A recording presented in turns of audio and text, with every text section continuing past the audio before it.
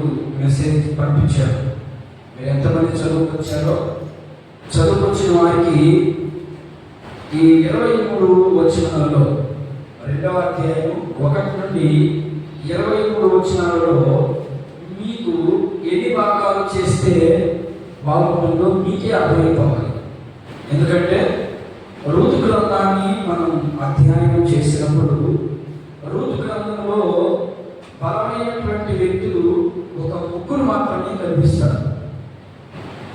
ఆ ముగ్గురు ఎవరైనా అంటే, మొదటిదిగా రూతు కనబడతారు, రెండవదిగా బోయాజు కనబడతారు, మూడవదిగా నయోమి కనబడతారు. వీళ్ళు ముగ్గురు మొదటి అధ్యాయానికి ఒక పేరు పెట్టడం జరిగింది, అది అయిపోయింది. ఇప్పుడు 2వ అధ్యాయానికి 1 నుండి 23 వచనాలకి ఒక పేరు పెట్టడం జరిగింది. ఏంటి ఆ పేరు అంటే, బోయాజు పొలంలో రూతు. చాలా లోతుగా ఉన్నది, అర్థం చేసుకోవడానికి ప్రయత్నం చేయండి.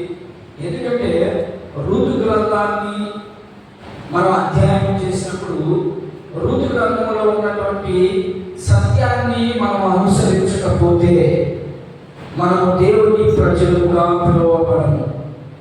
అర్థమైందనుకుంటాను చెప్పి. బైబిల్ గ్రంథంలో ఉన్నటువంటి పుస్తకాలలో ప్రతి వాక్యము నాకే, ప్రతి వాక్యము నా కొరకే ఈరోజు దేవుడు సిద్ధపరిచాడు అని ఎవరైతే అనుకుంటారో వారు మాత్రం ఖచ్చితంగా ఆధ్యాత్మికంగా ఎదుగుతూ ఉన్నటువంటి వారే అని మనం అర్థం చేసుకోవాలి. ఎంతమంది చదువుకొచ్చారు రూతు గ్రంథాన్ని?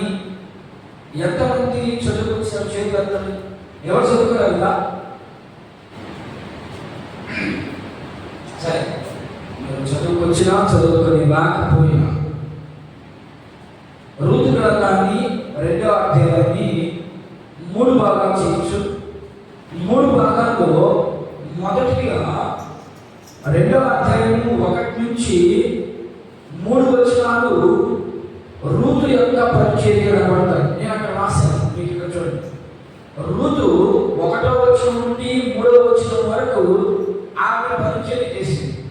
ఇకపోతే 2వ వ్యక్తి ఎవరు? బోయాజు. బోయాజు చేయబడినటువంటి పరిచర్య. బోయాజు ఆయన ఎంతవరకు ఆయన పరిచర్య చేశాడు అంటే 4వ వచనం నుండి 16వ వచనం వరకు బోయాజు యొక్క పరిచర్య కనబడతారు. చూడండి, ఇలాంటి వారు సంఘములో ఉన్నట్లయితే ఎంత మేలు. ఏమా, వీరు ముగ్గురు పరిచయం చేసుకోలేదు. 4 నుంచి 16 వచనాల్లో బోయాజు యొక్క పరిచర్య కనబడతాయి. లేకపోతే 3వది 16 నుండి 23 వచనాల్లో ఉన్నటువంటి భావము నయోమి పరిచర్య. చూడండి ఎంత అద్భుతమైనటువంటి పరిచర్య. ఇలాంటి పరిచర్య చాలా అరుదుగా ఉంటుంది. ముగ్గురు వ్యక్తులు, వీరు ముగ్గురు కూడా ఎవరికి పరిచయం చేశారు నేను రాశాను. ముందుగా మీకు అర్థమయ్యేదానికి కొంత వివరిస్తాము. బోయాజు పొలంలో రూతు. బోయాజు పొలంలో రూతు. బోయాజు యొక్క పొలంలో రూతు ఉండడానికి కారణాలు ఇవన్నీ అర్థమవుతుందా?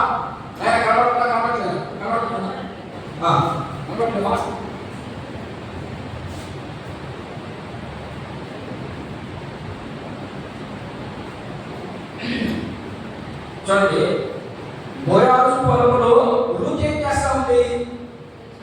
పరిగారం. ఏ పరిగారం? మీరు పైసలు కొట్టుకొచ్చింది దీంట్లోనే. ఎక్కడ పోయి ఎదురు పోయి పరిచయలో మీరు ఆ దృశ్యం దీంట్లోనే కొట్టుకొచ్చా? ఏ పరిగారం అది? అమ్మా,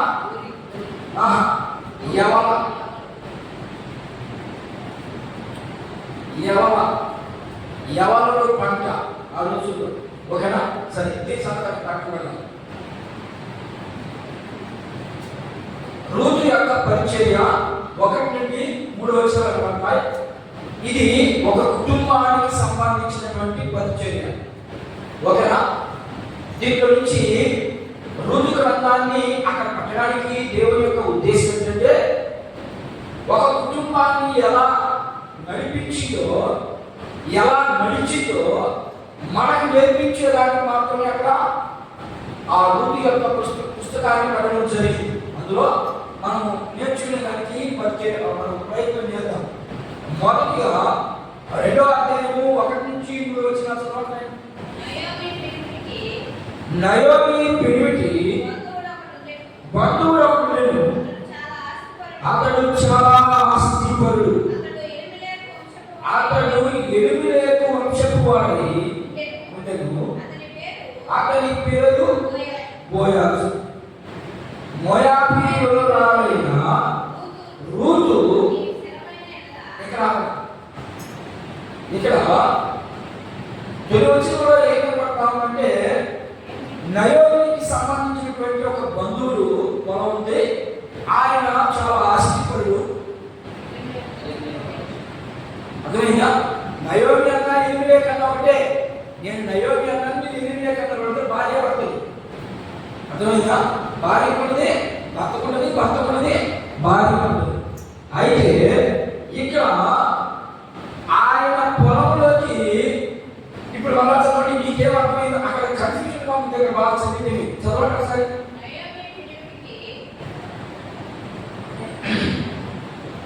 అతడు చాలా ఆస్తిపరుడు. అతడు ఎలిమెలెకు వంశపు వాడై ఉండెను. అతని పేరు బోయాజు. అయితే బోయాజు అని పేరు. ఇప్పుడు మోయాబీయురాలైన రూతు, నీవు నీ సెలవైన ఎడల నేను పొలంలోకి పోయి ఎవరి కటాక్షము పొందగలను, వారి వెనక నేను పర్యా ఏడుకొందునని నయోమితో చెప్పగా, ఆమె నా కుమారి పొమ్మని. కాబట్టి ఆమె వెళ్ళి పొలముల నుండి వచ్చి చేను కోరి వారి వెనుక పొలములో ఏరుకొనెను. ఆ పొలములో ఆమె పోయిన భాగము ఎలిమెలెకు వంశపు వాడైన బోయాజుది. ఇక్కడ ఏం కనబడుతుంది? బాగా అర్థం చేసుకునే ప్రయత్నం చేయండి. ఇక్కడ ఏం కనబడుతుందంటే వీళ్ళు ఎక్కడికి వెళ్ళి ఎక్కడి నుంచి తిరిగి వచ్చారు? ముందు అధ్యాయం మీరు విన్నారు ఆల్రెడీ. ముందు అధ్యాయాన్ని విని ఇప్పుడు 2వ అధ్యాయం వరకు వచ్చారు. వీళ్ళు ఎక్కడికి వెళ్ళారు? న్యాయాధిపతి పరిపాలించే సమయంలో ఆ ప్రాంతంలో కరువు వచ్చింది. ఆ కరువుకి తట్టుకోలేక మోయాబు ప్రాంతానికి వెళ్ళింది. ఎవరు? నయోమి, తన 2 పిల్లలు, భర్త, 4 వెళ్ళారు. అక్కడికి వెళ్ళేటంటే అక్కడ 2 పిల్లలకి పెళ్లి చేస్తుంది. భర్త చచ్చిపోయారు, పిల్లలు చచ్చిపోయారు. చనిపోయిన తర్వాత కొంతకాలానికి యూదా దేశంలో వల్ల పంటలు బాగా పండుతాయి. ఏంటంటే యూదా దేశంలో పంటలు వల్ల పండుతుంటాయి. కాబట్టి ఆ విషయము ఎవరు తెలిసింది? నయోమి తెలిసింది. నయోమి ఏం చేసిందంటే 2 కోడల్ని వెంట పెట్టుకొని వచ్చింది. నా జాగ్రత్తగా ఉండండి. ఇక్కడ వెంట పెట్టుకొని వచ్చిన తర్వాత కొంత దూరం ప్రయాణమైన తర్వాత నయోమి అన్నది, నయోమి ఏమన్నంటే కోడలు 2 ఋతు, వక్ప, వీళ్ళిద్దరితో ఏమన్నంటే, అమ్మా నాకు ఆ వయసు లేదు, మీరు చూస్తే యవనస్తులు, కాబట్టి మీరు వెళ్ళి వెనక్కి కొంత జ్ఞాపకం చేస్తామండి. మీరు వెనక్కి వెళ్ళి మీకు పెళ్లి చేసుకుని మీరు సుఖపడండి అని చెప్పింది. అందులో ఓర్పా మాత్రము వెనకంచి వేసింది. ఓర్పా మాత్రము వెనకంచి వేసింది. రూతు మాత్రం వెనకంచి వేయలేదు.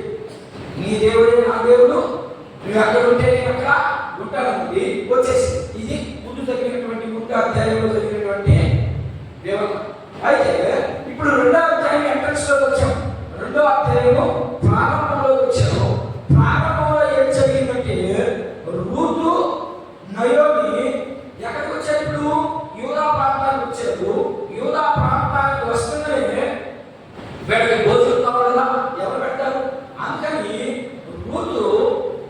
పరిచర్య. అందుకని దీనికి నేను రూతు పరిచర్య అని పేరు పెట్టానంటే రూతు మాత్రమే పరిచర్య చేసింది. అప్పటికి నయోమి పరిచయం చేయలేదా, ఆమె కూడా చేసింది. ఆ క్యారెక్టర్ వెనకుంది. తర్వాత బోయాజు చేశాడు, ఆయన క్యారెక్టర్ రెండో క్యారెక్టర్. మొదటి క్యారెక్టర్ అంటే రూతుని. రూతు ఏం చేసిందంటే చూడండి, ఒక అత్త కోడలు, ఎలాంటి అత్త కోడలు అంటే ఏ సంసారమైనా ఎంత ఒత్తిడిగా ఉంటే అది ఎక్కడంటే అందుకని ఇక్కడ రూతు ఏం చేసిందంటే, అత్త నువ్వు కానీ నాకు పర్మిషన్ ఇస్తే నేను బోయాజు లేకపోతే యారో వెళ్ళి నేను పరిగెత్తుకొని వస్తాను అని చెప్పింది. అలాంటి కోడలు ఉన్నాను ఈరోజు. అత్తని ఏ విషయమైనా కూడా అత్తని అడిగేంత కోడలు ఉన్నాయి ఈ రోజుల్లో. కుటుంబం గురించి చెప్పలేదు, ఆమె కుటుంబం యొక్క పరిచయం చేసింది. రూతు ఏం చేసిందంటే కుటుంబ పరిచయం చేసింది. కుటుంబంలో అత్త ఉంది, ఇంకెవరు లేడానికి, మామ లేడు, భర్త లేడు, పిల్లలు లేడు. లేకపోగా ఆమె ఇప్పుడు సింపుల్గా ఒక మాట చెప్పాలని వదిలేసి ఆమె ఇష్టం జీవించవచ్చు. కానీ దేవుని బిడ్డాను, ఆమె దేవుని బిడ్డ ఎలా అయింది? ఆమె దేవుని బిడ్డాను అసలు కాదు. ఆమె ఎవరు? అన్ని కాదు, మోయాబీ స్త్రీ. అసలు దేవుని గురించి తెలియనటువంటి వ్యక్తి. ఆమె ఎప్పుడైతే నయోమి కోడలైందో, నయోమి చాలా భక్తి పరురాలు, ఆమె చాలా ప్రార్థనా పరురాలు. అర్థమైందా? అయితే ఆమె ప్రార్థన, ఆమె మనిషి యొక్క తీరు, ఆమె యొక్క మాట తీరు అర్థం చేసుకొని ఆమె ఇప్పుడు ఏమైపోయిందంటే అత్తకి సరెండర్ అయిపోయింది. అర్థమైందా? అత్తకి సరెండర్ అయిపోయి అత్తని పర్మిషన్ అడుగుతుంది. అత్త నువ్వు నాకు సెలవిస్తే నేను వెళ్తా. ఎక్కడికి? పరిగెత్తుకోవడానికి. అప్పుడు బోయాజు కోడలు తిరిగడానికి. నయోమికి నిలుచుంటేమో కానీ కోడలు తిరిగి కదా, కోడలు అప్పుడే కదా రావడం ఆ ప్రాంతానికి. పెళ్ళైన తర్వాత అదే మొదటి ప్రయాణం ఆమెకి. అర్థమైందా? అయితే ఆమె వచ్చింది, అత్త నువ్వు సెలవిస్తే నేను వెళ్తాను. ఓకేనా? దీనికి ఏం కనబడుతుంది? ఈ మాటలో ఏం కనబడతామంటే పని చేసే దానికే వచ్చింది ఆమె. అంతే కదా? ఆమె అత్తకి పరిచయం చేసే దానికే వచ్చింది. దీన్ని ఈ భావం మనకు అర్థమైనప్పుడు ఒక ప్రాముఖ్యమైనటువంటి వ్యక్తి గుర్తుకు రావాలన్నమాట. ఎవరైనా నేను చెప్పింది అర్థమైందా? అత్త వాళ్ళ విషయం జరిగింది. ఇప్పుడు దాకా అత్త కోడలు కాకుండా కోడలు అర్థం కాకుండా కోడలు అర్థం కాలేదని సిద్ధపడ్డది. ఆమెకి ఏం లేదు, మన భాషలో చెప్పండి, కారు బంగారు నిండుని. ఓకేనా? అయితే ఆమె ఎలా సిద్ధపడింది చూడండి. ఇప్పుడు ఆ అధ్యాయాన్ని చదువుతా ఉన్నప్పుడు, లేకపోతే రూతు యొక్క చరిత్ర మనకు అర్థమయ్యేటప్పుడు మనకు ఒక ప్రాముఖ్యమైనటువంటి వ్యక్తి కనపడాలి. ఎవరు పడతారు చెప్పండి? ఇప్పుడు రూతు వదిలేసి వెళ్ళిపోవచ్చు కదమ్మా, రూతు వదిలేసి వెళ్ళిపోవచ్చు. కానీ వెళ్ళిపోలేదండి. వెళ్ళిపోకుండా ఎలా ఉంది అంటే అత్తని రాష్ట్రం ఉంది. అత్తకి పరిచయం చేయడానికి వచ్చింది. అత్త కోడలకు పరిచయం చేయడానికి వచ్చింది. బోయాజు రూతుకు పరిచయం చేయడానికి వచ్చాడని నేను ముందుగా చెప్పాను మీకు. 3 భాగాల్లో మొదటి భాగము రూతు పరిచర్య, రెండవ భాగము బోయాజు పరిచర్య, మూడవ భాగము నయోమి పరిచర్య. వీళ్ళు ముగ్గురు ఒకరికొకరు పరిచయం చేసుకుంటా ఉన్నారు. నయోమి ఎవరికి పరిచయం చేసింది? రూతుకు పరిచయం చేసింది. రూతు ఎవరికి పరిచయం చేసింది? రూతు ఎవరికి పరిచయం చేసింది? నయోమికి పరిచయం చేసింది. ఇప్పుడు బోయాజు ఎవరికి పరిచయం చేశారు? వీళ్ళిద్దరు చేశారు.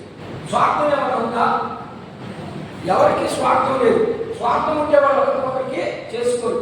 ఒకవేళ స్వార్థమే కంటే రూతు నయోమికి సాకదు. మధ్యలోనే గొప్ప వదిలేసి గొప్ప వదిలేసి మధ్యలోనే అలాగే వదిలేసి వెళ్ళిపోయింది. కానీ ఆమెకు ఒక బాధ్యత కనిపించింది. ఏంటి ఆ బాధ్యత అంటే, నేను మా అత్తనే పోషించాలి, నేను మా అత్తకి పరిచయం చేయాలి. ఎన్ని కష్టాలైనా, ఎన్ని శ్రమలైనా, ఎన్ని బాధలైనా నేను మా ఇంతకే పరిచయం చేయాలి అనుకుంది. ఇప్పుడు ఇదే మాటని ఇంకొకరికి ఆపాదించండి. ఎవరైనా యేసుక్రీస్తే కదా, ఎందుకు ఆలోచన చేస్తున్నారు? ఆయన దేనికి వచ్చాడు ఈ భూమి మీదకి? మనిషి కుమారుడుగా ఈ భూమి మీదకి వచ్చాడు. ఎందుకు వచ్చాడు అంటే మార్కు సువార్త 10వ అధ్యాయము 45వ వచనం వచ్చిన ఒకసారి గమనించండి. ఎందుకు వచ్చాడు ఆయన? ఎందుకు వచ్చాడు చూడండి ఒకసారి. మార్కు సువార్త 10వ అధ్యాయము 45వ వచనం. మనిషి కుమారుడు ఏంటికి వచ్చాడు? ఆయన పరిచారణ చేయించుకున్నట్టుకు రాలేదు కానీ పరిచర్య చేసేదానికే వచ్చాడు. కాబట్టి ఈరోజు సంఘాలు కళకళ ఆడిపోతా ఉన్నాయి. ఆయన ఉన్నంత కాలము అద్భుతంగా సేవ జరిగింది. ఆయన ఉన్నంత కాలము అనేక మంది రక్షించబడ్డారు. కానీ ఈరోజు అంతా వ్యతిరేకమైపోయింది. అంతా వ్యతిరేకమే. రక్షించబడుతున్నారనుకుంటున్నా కానీ రక్షణ కార్యం వారిలో జరగలేదు. కారణం ఏంటంటే విశ్వాసం లేదే. మాకు విశ్వాసం లేదు ఎలా చెప్పగలవు అనే ప్రశ్నిస్తే, యేసుక్రీస్తు ప్రభు దేనికి వచ్చాడు భూమి మీదకి? పరిచయం చేయడానికి. ఎవరికి పరిచయం చేయడానికి వచ్చాడు? ఏమ్మా, రూతు ఎవరికి కోసం పరిచయం చేయడానికి వచ్చింది? అత్త కోసం పరిచయం చేయడానికి వచ్చింది.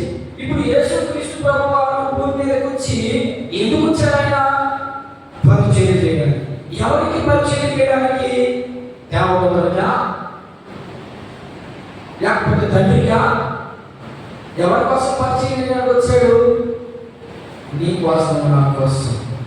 కాబట్టి ఎంత మంచి దేవుడు.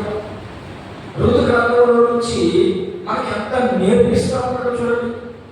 అయితే ఇప్పుడు రూతు ఏమడిగింది? అతనే చదువు. 2వ వచనం చదువు త్వరగా. మోయాబీయురాలైన రూతు ఏమడుగుతున్నాక అత్తగారికి వెళ్ళి, నీవు చెప్తే నేను ఎంత శ్రమైనా అనుభవించడానికి సిద్ధంగా ఉన్నాను. నువ్వు చెప్పినట్టు అనగా అక్కడ కనబడుతూ ఉంది. మరి ఈరోజు కోడనిపించుకుంటున్నటువంటి వారు ఎవరైనా ఇలాంటి వాళ్ళు ఉన్నారా? ఏమా ఏం గీరుకోబడి తరకాలి ఎవరు లేదు. ఎందుకని ఈరోజు దీంట్లో నుంచి మనం ఏమి నేర్చుకోవాలి అంటే, నేను కుటుంబం గురించి పెద్ద మాట్లాడలేను. ఎందుకంటే ప్రతి ఒక్క దాంట్లో సమస్యలు ఉన్నాయి. అందుకని నేను మాట్లాడలేను. కానీ దాంట్లో నుంచి మనం నేర్చుకోవాల్సినటువంటి ఆధ్యాత్మికమైనటువంటి మాటలు ఏంటంటే, ఎవరైతే యేసుక్రీస్తు ప్రభు దగ్గరకు వస్తారో వాళ్ళందరి పరిస్థితి ఎలా ఉన్నారంటే, పరిచయం చేసేదానికి రావాలి కానీ చేయించుకునే దానికి రాకూడదని మనం అర్థం చేసుకోవాలి. యేసు ప్రభువే చేసేదానికి వచ్చాడు. మరి మీరు అనుకోండి, మనం చేయించుకునే దానికి వచ్చారు. అంతేమ్మా, అంతే. ఇలాంటి వారికి ఆధ్యాత్మికమైనటువంటి జీవితం ఎలా వస్తుంది? ముందుకు వెళ్ళాలంటే అత్తా వాళ్ళు బాగా మాట్లాడుకుంటారా? వీళ్ళిద్దరు అంటారా? అంటారమ్మా, అత్తా కోడలు అనుకున్నాం ఒక కుటుంబంలో. అత్తా కోడలు ఇంత ఒత్తిడిగా ఉంటారా? ఎంత ఒత్తిడిగా ఉంటే ఎలా ఉంటుంది వాళ్ళ సంసారం? ఉదాహరణకు వచ్చిన మాట చెప్తా చూడండి. 133వ కీర్తన 1వ వచనం చదవండి. 133వ కీర్తన 1వ వచనం ఎలా ఉంటుందో చూడండి. ఖండతో వాక్యం, ఖండతో వాక్యం అది. దాని బైబిల్ తీసి చెప్పకూడదు, పుస్తకం తీయకుండా చెప్పారు. సహోదరులు ఐక్యత కలిగి నివసించుట ఎంత మనోహరము, ఎంత మేలు. అలాగే ఒక కుటుంబంలో అత్త కోడలు, కొడుకు అల్లుడు కాకుండా అత్త కోడల గురించే మాట్లాడుతున్నాడు ఇక్కడ. ఒక అత్త ఒక కోడలు ఈ రీతిగా ఉంటే ఆ కుటుంబంలో గర్భి వస్తుందా? సాతాను వచ్చి జ్వరపడగలరా? జ్వరపడలేడు. దీంట్లో వచ్చి మనకి ఏమి నేర్పించాలని అక్కడ కుటుంబ పరిచర్య అని అయోగ్యం చేసిందంటే, ఈరోజు సంఘానికి వచ్చే విశ్వాసం ఎలా ఉన్నారంటే, ఏం కావాలి సంఘానికి వస్తుందనే? సంఘానికి విశ్వాసం వచ్చిందనుకో, విశ్వాసం ఏం కోరుకుంటుంది ఈరోజు? ఏం అర్థం కావట్లేదు, చెప్పే వాళ్ళకి అర్థం కావట్లేదా? ఇప్పుడు రూతు విషయంలో చూసుకోండి. రూతు వచ్చింది ఎవరికి పరిచయం చేయడానికి వచ్చింది? వాళ్ళ అత్తకి పరిచయం చేయడానికి వచ్చింది, పెద్దలు చేయడానికి వచ్చిందా? మరి ఈరోజు విశ్వాసి సంఘానికి వస్తుందని ఏమడుగుతుంది? పాటపాడకి అంటుంది, పాటపాడకి అంటుంది. కొత్తగా వచ్చినటువంటి విశ్వాసం మంచిదే, కానీ పాట పోయి 2 రోజులు పాట పాడుతుంది, 3వ రోజు వాక్యం నేను చెప్తానంటుంది. అదే కదా ఇప్పుడు జరుగుతున్నది. అది జరగకుండా కాబట్టి యేసుక్రీస్తు ప్రభువుని అవమానిస్తూ ఉన్నారు. సరిగ్గా వాక్యం ఏం చెప్తుందో అర్థం తెలియదు, వాక్యం ఏం మాట్లాడుతుందో అర్థం తెలియదు, సత్య దగ్గర చేసుకుంటాం. ఏంటి నేను పాస్టర్నే, లేకపోతే నేను పాస్టర్ని. వినండి, ఎంత ఏం చేస్తుందో చూడండి. ఇది కుటుంబమా కాదా? సంఘం అనేది కుటుంబం. ఎందుకు అలా పోల్చి అలంకారపూర్వకంగా మాట్లాడుతున్నాడు అంటే, మరి బాబు సంఘం కూడా కుటుంబం లాంటిదే. సంఘంలో ఉన్నటువంటి ప్రజలు ఎలా ఉండాలంటే కుటుంబం లాగా ఉండాలి. ఎవరైనా ఒక దెబ్బ జరిగితే నా కుటుంబం మా ఇంటికి జరిగిన చెల్లు పడుకుంటుందా? పడుకుంటుందా? అక్కకేమైందని అనిపిస్తుంది, ఆమె అన్నం తిందు. అలాగే కుటుంబంలో ఎవరికైనా ఏదైనా సమస్య వచ్చిందంటే ఎవరు కావాలి? ఏమ్మా, మేమైతే మాత్రము పాట పాడతాం, వాక్యం చదువుతాం, వాక్యాన్ని బోధిస్తాం, కానీ మేము మాట్లాడాలి పరిచయం మేము చేయాలండి అంటే కుటుంబం ఐక్యంగా ఉంటుందా? కుటుంబం ఐక్యంగా ఉండాలంటే ఏం చెప్తాం? ఇక్కడ కుదురుతున్నాము, అత్త అడగకుండా పర్మిషన్. ఈరోజు అక్కడ గారు వాడాలి పర్మిషన్, రిటర్న్ అయిపోయింది. పేరుకు మాత్రం ఏంటమ్మా, పేరుకు మాత్రం క్రైస్తవుని, దేవుని పిల్లలు మేము. మరి దేవుని బిడ్డ కాదు ఇక్కడ. ఋతు దేవుని బిడ్డ కాదు, అయినప్పటి చూడండి ఎంత వినయము, ఎంత తగ్గింపు. అలాంటి వారి పేరు పెట్టుకొని మనం ఏమన్నా ఋతులాగా జీవించగలుగుతున్నాం. పేరు మాత్రము ఏం పెట్టుకున్నాం? ఋతు. ఇంకా నీ పేరమ్మా, నీ పేరునైనా దీవెనమ్మా. ఉన్న తర్వాత దీవెన ఆలోచన. ఖచ్చితంగా వాక్యానికి అనుకూలంగానే ఉండాలి మన జీవితాలు. తప్పు చేస్తాం, అది వేరే విషయం. తప్పు చేసిన వెంటనే మనం సరి చేసుకుని దానికి సిద్ధపడాలి. రూట్ ఎక్కడైనా తప్పు చేసిందా? చేయలేదు, కాబట్టి చెబుతున్న పేరు నిలబడిపోయింది. ఓర్ప తప్పు చేసిందా? తప్పు చేయలేదు, కానీ వెనక్కి వెళ్ళిపోయింది. ఎందుకని? అనుభవం లేదు ఆ మనిషికి. ఆ మనిషికి ఎంతసేపటికి లోపలనే పని, అందుకని మధ్యలో వచ్చింది, మధ్యలో ఆగిపోయింది. రూతు మాత్రం ఎన్నో శ్రమలు, ఎన్నో కష్టాలు పోయిందా? ఎప్పటి నుంచి చెప్పుగా పరిగెత్తింది. మీరు అందుకని మీ అధ్యాయం చదువుకోనకుండా మీరు చదువుకోరాలి, నేను అందుకని మీకు అర్థం కాదు. ఉదయం వెళ్ళిందా?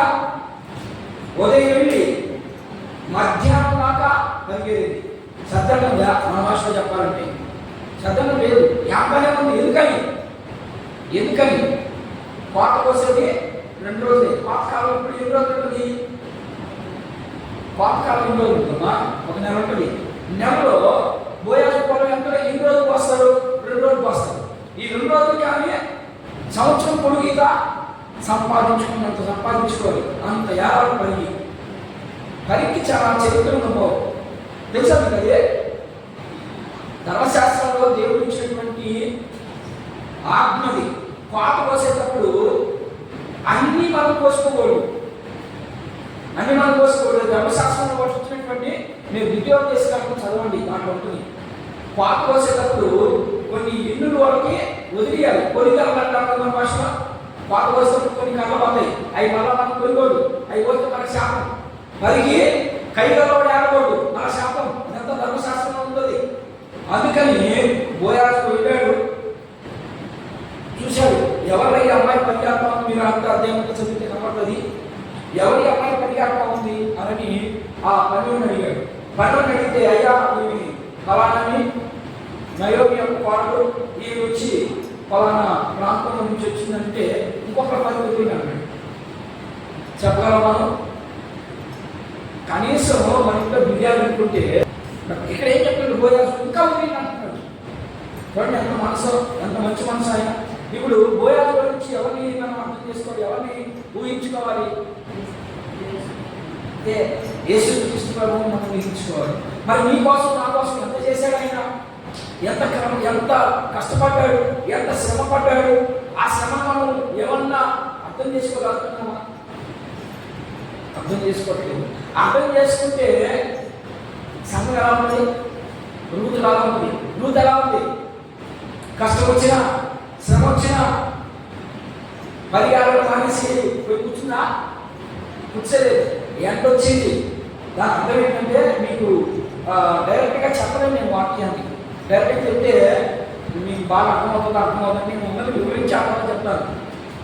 ఇప్పుడు రూతు పని చేసింది, మనందరం పని చేస్తే కుటుంబం ఆకలిపోతుందా? మనందరం కుటుంబం కదా, మనందరం పని చేస్తే కుటుంబం ఆకలిపోతుందా? ఉండదు. అంటే ఇప్పుడు ఎవరు పని చేస్తున్నారు? ఏమ్మా, కుటుంబ యజమానులు మాత్రమే పనిచేస్తున్నాడు. మరొకళ్ళు పని చేస్తే సంఘం సమృద్ధిగా ఉంటుంది. పని చేయాలి. ప్రతి ఒక్కరు కూడా ఆధ్యాత్మికమైనటువంటి పని చేయాలి. లోక సంబంధమైన పని చేసినా చేయకపోయినా. కొన్ని వచనాలు మనం చదివేదానికి ప్రయత్నం చేద్దాం. ఒక 2 వచనాలు చదివి నేను ముగించడానికి ప్రయత్నం చేస్తాను. కొన్ని విషయాలు మనం చూద్దాం ఎట్లా ఏంటి అనేది. తిమోతికి రాసినటువంటి పత్రిక. కుటుంబాన్ని చాలా మంది కుటుంబానికి వ్యతిరేకంగా పక్కవాళ్ళకి అటోళ్ళకి ఇటోళ్ళు చేస్తారేమో కానీ సంఘానికి మాత్రం కానీ కుటుంబానికి మాత్రం కానీ ఏమీ ఉపయోగపడరు. చూద్దాం ఒకసారి తిమోతికి రాసినటువంటి మొదటి పత్రిక 5వ అధ్యాయం 8వ వచనం ఒకసారి.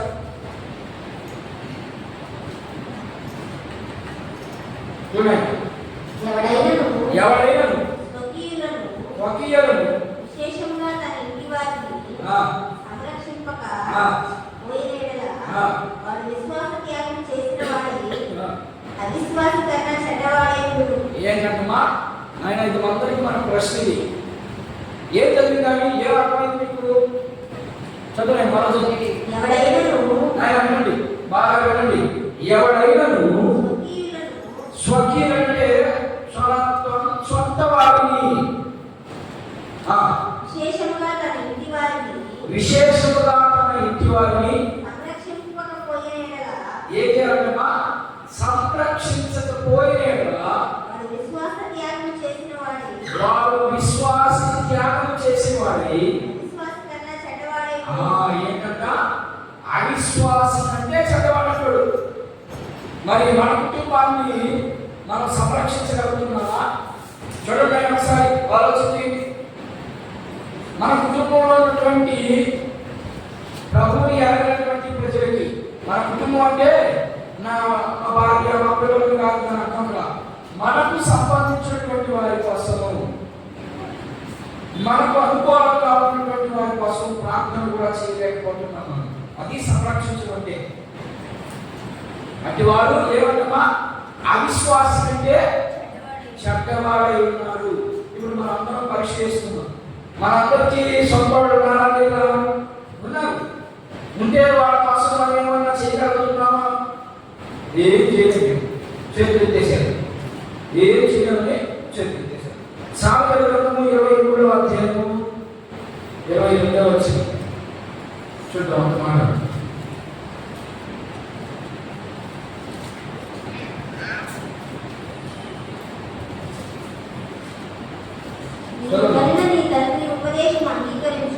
అమ్మా,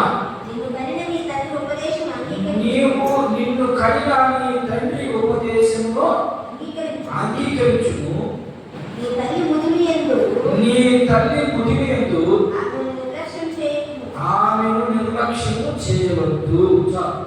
ఇక్కడ ఆధ్యాత్మికంగా ఏం చెప్తారంటే సొలొమోను మహారాజు శరీర సంబంధంగా మనం అర్థం చేసుకోవట్లేదు, ఆత్మ సంబంధంగానే అర్థం చేసుకోవాలి. సంఘము బలహీనపడిపోతా ఉంటే అంటే అర్థం ఏంటంటే నీ తల్లి ముదిని, ముదినంటే ముసలిదైనప్పుడు అని అర్థం. ముదినంటే ముసలిదని అర్థం. నీ తల్లి ముసలిదైనప్పుడు ఏం చేస్తావు నువ్వు? ఏం చేస్తావా? తల్లి ముసలిదైపోయింది, ఏం చేయాలి మనం? వాళ్ళకి కావాల్సిన సమకూర్చి పెట్టాలి. అలాగే సంఘము బలహీనమైపోతా ఉన్నప్పుడు ఏం చేయాలి? ప్రతి ఒక్కరు చేయి పెట్టాలి. అంతే. సంఘము బలహీనమైపోతా ఉంది, ఏం చేయాలి అంటే ప్రతి ఒక్కరు కూడా చేయి పెట్టి ప్రార్థన చేసి చేయి చాపి ప్రభువుని అడిగి చేస్తే సంఘం బలహీనపడుతుందా? అవుతుందా? అవుతుంది. మనకు అది ఎందుకో వృత్తి గ్రంథంలో నుంచి ఎంత వివరిస్తా ఉన్నాడు ప్రభు అంటే మన ఆధ్యాత్మికమైన జీవితంలో చాలా సంఘాలలో లేదు. నాకెందుకులే అనుకుంటూ వెళ్ళిపోతా ఉన్నాం. కానీ సంఘం అభివృద్ధి పరచబడాలి అంటే ఒక కుటుంబంగా కలిసిపోయినప్పుడు మాత్రమే సంఘం అభివృద్ధి పడతారని మనకి ఈ యొక్క భాగంలో నేర్పిస్తూ ఉన్నాడు. విశ్వాసికి దేవుడి సంఘానికి రావడానికి సంఘటన అయిపోవాలి. ఆయన సంఘటన అయిపోవాలి, తర్వాత వెంటనే పాస్టర్ అయిపోవాలి. అనుభవంతో ఆయనకి పెద్ద చిన్న వెనక ముందు అసలు వాక్యాన్ని కనీసం నేర్చుకున్నామనే ఉద్దేశాలు కూడా లేవు. రోజు ఏదో పాస్టర్తో రోజు ఢిల్లీలో సంఖ్యకి బ్యాగు ధరించుకోవడం, నేను కూడా పాస్టర్ని, నేను కూడా సువార్తికుని అని చెప్పుకుంటూ వెళ్ళిపోవడం మంచిదే చేయడం. కానీ సువార్త ఎలా చెప్పాలి? మన బంధువులో కానీ సువార్త చెప్తా ఉన్నాడు. విన్నాను లేదు? విన్నామా?